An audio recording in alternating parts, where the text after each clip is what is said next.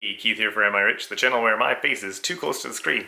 Yes, so today we're doing another Groundhog Day. I think this is my Groundhog Day number 5. Basically a recap of the stocks I have picked as buys, or at least the stocks that I have picked as just interesting, potentially cheap stocks for the last week. And remember, this is just my thoughts on stocks. Obviously, if you're buying your own stocks, you should research them further before following anybody's advice, especially mine. I mean, who am I? So last week, I should say, we had 4 stocks that we mentioned. None of them were buys, but I thought they were all very interesting. The first one was Micron Technologies, then Bank of Nova Scotia in Canada, then Iron Mountain, and KB Homes. So Micron, it's a semiconductor company. They're involved in the forefront of 3D cross-point technology and one of the maybe oligarchy companies of DRAM.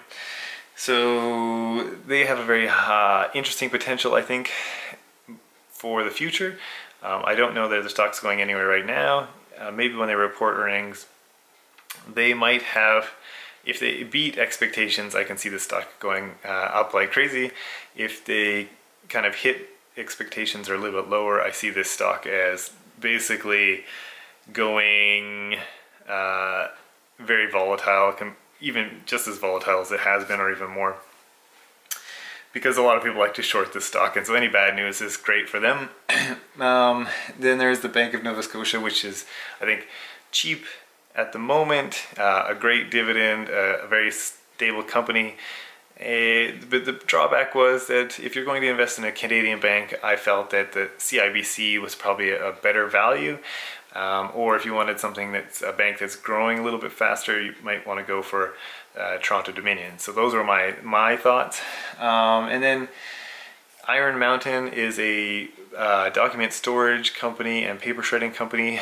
They have a company stock that is structured as a REIT, so they pay out a lot of their revenue as dividend.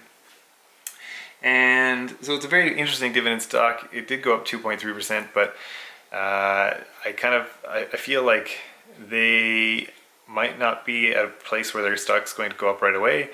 And they do have a moat for the next year or so. I think is a good company, but in like the 5-year time range, I'm not sure if they have like a very stable moat against possible competitors, especially as document storage becomes more digital from actual physical papers.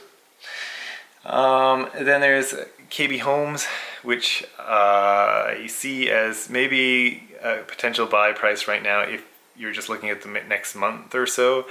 But in the next 3 years or so, I do see significant risk to this stock because it's tied to housing, and if housing prices crash, that could be a really dangerous stock to hold.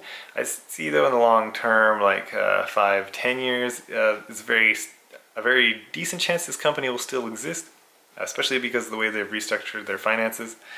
And so I do see this as a decent company in the long term. Probably not the best time to buy right now anyways. Maybe if it still looks like a stable stock in a major downturn, probably a good investment in that time. So yeah, those are the stocks I had for pick.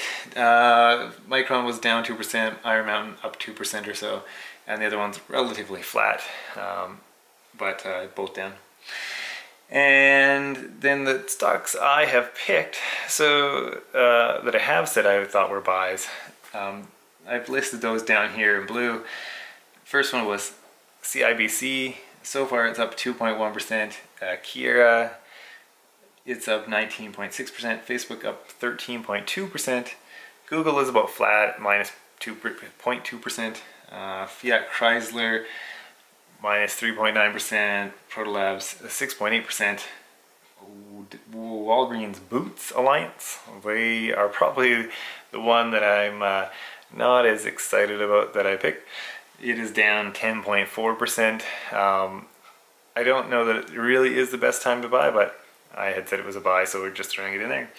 And then there's the TransAlta Renewables company, which has a great dividend. I thought it was at a fairly low price historically, and so I felt like it's relatively safe. I see there is a potential downside, you know, and if something goes wrong, I think it could go down like 20%, but very good chance of it going up. It has a very high dividend, so it might, and it seems like it might be safe. So I kind of thought that was an interesting stock pick there. So up 2%. So just for the record, if anybody's following these stocks, if they had purchased the S&P, just the index, equal amount of unit money every time they saw a stock pick that I said was a buy, it turns out they would have ended up with 3.5% with the S&P. If you bought a real index, you'd probably get less than that because S&P indexes have trouble following the S&P. But these stock picks that I've had so far at 3.6%, which is pretty interesting. I'm amazed that it's still keeping above the S&P. I don't know if I should be amazed. I mean, I'm happy it is. But yeah, it's not that easy to keep up above the S&P. And I also picked Walgreens, which was down 10%, which is a horrible, maybe horrible timing. But who knows? Maybe it'll shoot back up and it'll make me happy again. Anyways, I'd love to know what you guys think of any of these stocks. If you think they're very risky or they're very interesting to you, or if you have any other stocks that you're interested in, feel free to leave the comments down in the comment section. And other than that, thanks for watching, and we will see you in the next video.